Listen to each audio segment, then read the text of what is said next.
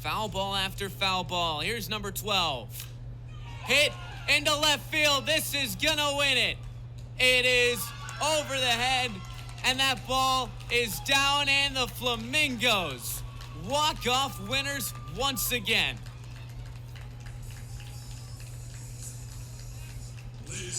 Ethan Kreisen, the hero. 5-4, the final. 6 players queued up, the cross in. That finds at the far post, and it's in. It's from Mazer. Indiana have the breakthrough 10 minutes in. A wonderful set-piece delivery by Anna Bennett, and it's Sydney Mazer to put it home at the far post. The pitch from Skipper. That's hit well. Deep left field. Get out the tape measure. That one's long gone. A grand slam for Carson Garner. This ball game is scoreless no longer. One away in the inning. The wind, the delivery. Robertson hits that one high. Deep right field. If it's fair, it's gone. Goodbye. Robertson launches it over the high wall in right field, right by the foul pole. No doubt about that one from Robertson. His third of the year, and the Flamingos take a 1-0 lead here in the first. Back here in Champaign, Alex Hynes with Riley Woodall. Indiana got started with a bang off the bat of Devin Taylor. A solo shot gives the Hoosiers a 1-0 lead. In the bottom of the first, it's now time for Illinois to get their first bats. Lineup for the Illini: Dollagale, Janik, Cam McDonald, the top 3, Westcott, Mormon, and Camilla. And then Schroeder, Harding, and Calheza rounds out the lineup for the Illini. Indiana defensively: Taylor, Whalen, Colopy from left to right along the outfield. It's Pine and Glasser on the left side of the infield. Cerny at second, Tibbetts at first, and behind the plate is Peter Ceruto, and he will be catching Seti Manasseh, who toes the slab today for the Hoosiers on this Friday evening. And Alex, we were talking about it during the break. I was joking with our studio host, Nick Rodecat. Before the broadcast, I was saying, Devin Taylor might be the one that goes off tonight for the Hoosiers. And that's a prime example right there. He was down in the count and just skies one right to center to break this game open. And open scoring, Hoosiers strike first. And the first pitch from Seti Manasseh, and it's grounded right back to him. Underhand flip to Tibbetts, and 1 pitch, 1 out. Dollagale, the man, retired. 1 pitch, 1 out. Seen 2 really uncomfortable hacks, one on either side that just dribbled right back to the pitcher, and composure on the mound for both men. Yeah, and that's something that we talked about too, Alex, on our way up. It was about a 3-hour drive, give or take, from Bloomington. And, Gowans is the ace for the Illini, so he's gonna not have to rely on the defense so much. But since the Hoosiers are going to be running the bullpen, Manasseh and company are going to have to be relying on the defense to help them out occasionally. But, hey, that means Manasseh himself can run in there occasionally and flip one out for a couple outs. Doesn't always have to get strikeouts. Janik, lines one in front of Morgan Colopy in right field for a base hit.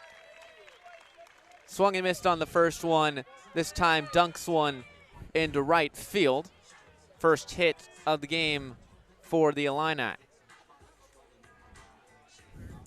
So kind of a rough start for both pitchers. You got Gowans, who gets 2 outs in the inning and then gives up the solo shot to Taylor. And then you got Manasseh, who gets the first out and then gives up a single. Taylor's some settling in to be had. His first pitch to Cam McDonald is grounded through the hole into left field. And that'll be back-to-back base hits on back-to-back pitches for Illinois. McDonald, the 5th-year senior, the star of the lineup for this Illini squad. Starting in center, he's started just about everywhere over the past couple years and finds himself standing off of first base. So here is Westcott, the lefty bat. Stands 6'2" and grounds one over to glass. So this could be two. He fumbles it, tries to go back to first. The throw in time. Westcott motion for safe. Umpire motion for out. So both runners will move up, but Westcott is the second out. And now Manasseh will need one more to get out of this jam. Yeah, and that's a tough pill to kind of swallow if you're Glasser and company there, Alex. You have the double play in your hands, and he's just unable to reel it in. Kind of took a little bit of an awkward bounce into his glove. He's unable to reel it in, but is able to just have the arm to get it to first base and get it to Tibbetts for out number 2. So here is Ryan Mormon. First pitch to him is skied foul just over our heads. And nearly, actually it was caught by a fan over there. Nice catch by him. Kept the beer in hand. Baseball now in now the that's other. some talent. That's some talent right there, Alex. I love it. 0-1 the count to Mormon. Manasseh set. Kicks, delivers. That one skied. Going back his way into center field. Now camped under it. Makes the grab. And the side is retired. 2 hits threatened for the Illini, but none come across the plate. We're through 1 here at Champaign, Illinois. It's 1-0 Hoosiers over the Illini.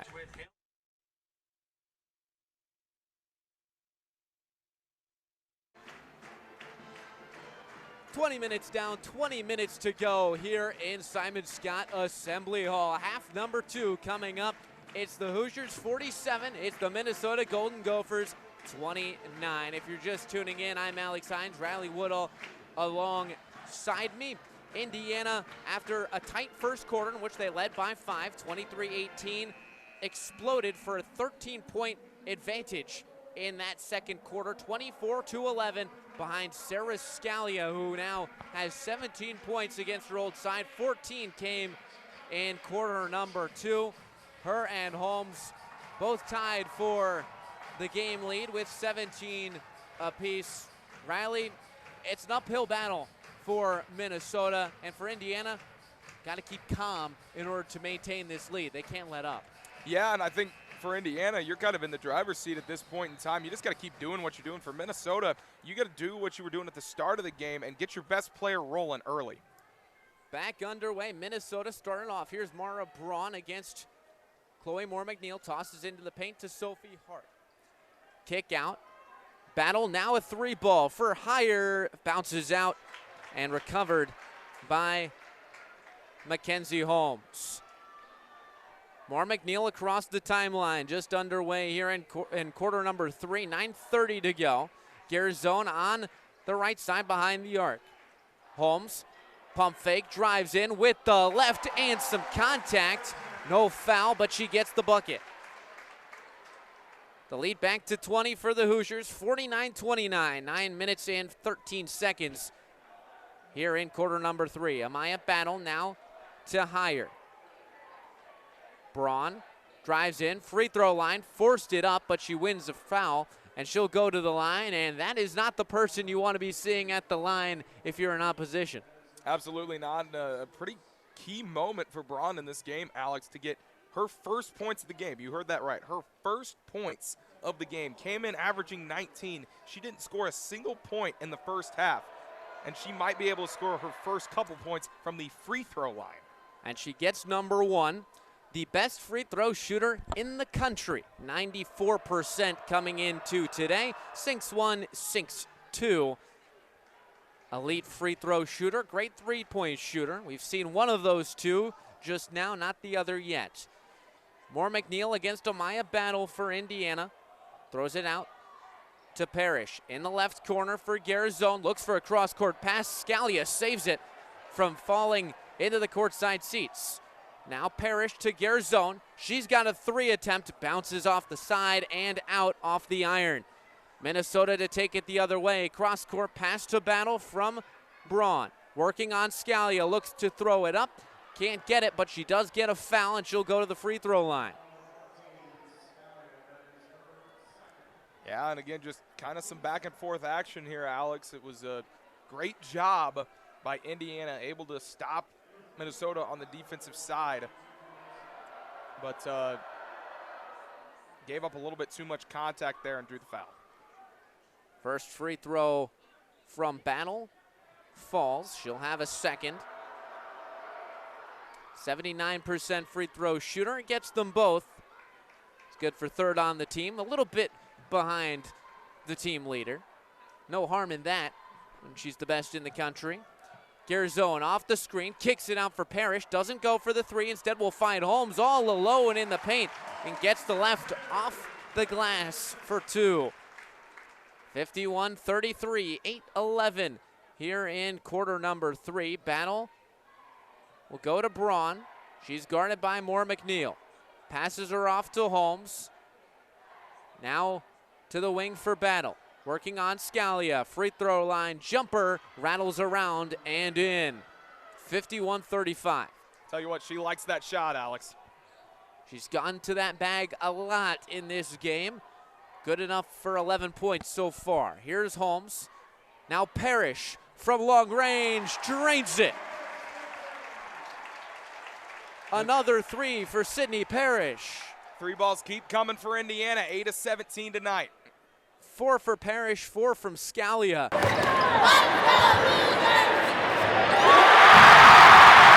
Indiana women's basketball gets their 11th straight win over rival Purdue, 95-62.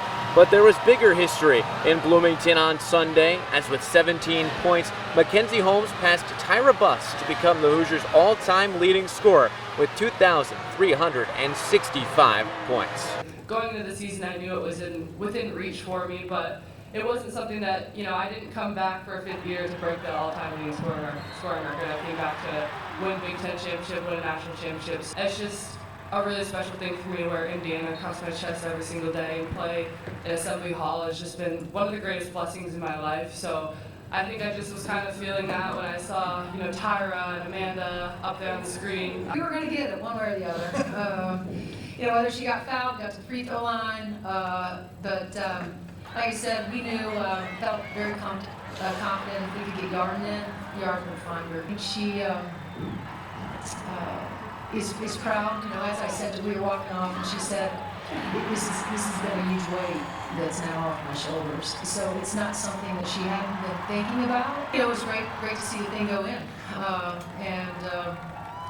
Again, the applause, the cheering, all that was, pretty special. I know that her teammates are super excited for her. Coming off a triple-double on Thursday, Chloe Moore McNeil had another career day on Sunday. She led all scorers with a career-high 22 points, including a perfect 5 of 5 from behind the arc. I think this against Purdue, it just means more. And I'm always competitive, but I think it's just different when it's a rival team. We asked her to be more aggressive, and that's what she's doing. She has been. I loved it. I love the fact that she stuck all those threes today. Indiana heads to Madison on Wednesday to take on the Wisconsin Badgers. From Simon Scott Assembly Hall, I'm Alex Hynes, WIUX TV Sports. A huge weekend in sports. We'll kick it off on the hardwood. It was Game 2 of the Indiana-Purdue rivalry on Saturday in Mackey Arena. The Hoosiers looking to avenge the 21-point loss to their rivals at home last month. Zach Edey, 33 points last time out against the Hoosiers, looking for more. Galloway the lob in the first half, and where the finish, Hoosiers trail by 2. Still in the first, Mason Gillis catch, shoot, 3-ball, part of a 15-1 run for the Boilermakers, 35-19. In the second half, first shot off target, but Zach Edey, 3 men around him, doesn't matter, gets the putback, 55-35. Later on, Edey again over Khalil Ware, having his way. A team high 26 points for the big man. Indiana had no answer for last year's National Player of the Year. Just an ugly one for the Hoosiers. They dropped both games this season to Purdue by 20-plus points for the first time in 90 years. 79-59 the final. Indiana drops to 6-7 in the Big Ten. And now 3 words people have been waiting for: Super Bowl Sunday. A rematch of 4 years ago, San Francisco and Kansas City. 49ers looking for a different result. The Chiefs looking to repeat and cement their dynasty. Super Bowl 58 in Las Vegas. Emotions, excitement all around the game. Flyover that nobody could see in the stadium. and a great rendition of the national anthem. Slow start to the game, but here in the second quarter, Isaiah Pacheco out wide, but has the ball punched out, recovered by Javon Hargrave and San Fran. Travis Kelce not on the field for that play, fuming on the sidelines to Andy Reid. Under 5 to go in the half, Purdy throws left to Juwan Jennings, who throws all the way to the right side to Christian McCaffrey. He's got room to run, 21 yards for the touchdown. Trickery for the Niners on the biggest stage. They lead 10-0. They would lead 10-3 at half after a Chiefs field goal. Second half, Mahomes on 3rd and 12, looking to buy some time, but way overcooks the pass. Picked off by Jair Brown. More huge defense for the Niners. But after a muffed punt, Mahomes gets the ball back, throws to Marquez Valdez-Scantling, 16-yard touchdown. Chiefs get their first lead at 13-10. In the fourth quarter, 49ers answer. Purdy, slant to Juwan Jennings, shows off the strength. Just the second player with a passing and receiving touchdown in a Super Bowl. San Fran lead, but the extra point was blocked. 16 all, under 2 to go. Jake Moody, the 53-yard field goal, ice cold. 19-16, San Francisco have the lead. Can they hold on? Crunch time for the Chiefs. Need something on 3rd and 7. Mahomes to who else? Travis Kelce. 22-yard gain sets up a game-tying field goal. We head to overtime. 19 apiece after a San Francisco field goal. Mahomes to Mecole Hardman. Chiefs touchdown. Chiefs Super Bowl. A 13-play drive. 25-22 the final. Kansas City back-to-back champs. The third ring for Mahomes, Kelce, and Andy Reid. Patrick Mahomes, the Super Bowl MVP, gets his third. Kansas City can celebrate once again. For another year, the target will be on the backs of the Kansas City Chiefs as Super Bowl champs. For IU Sports Media, I'm Alex Hynes.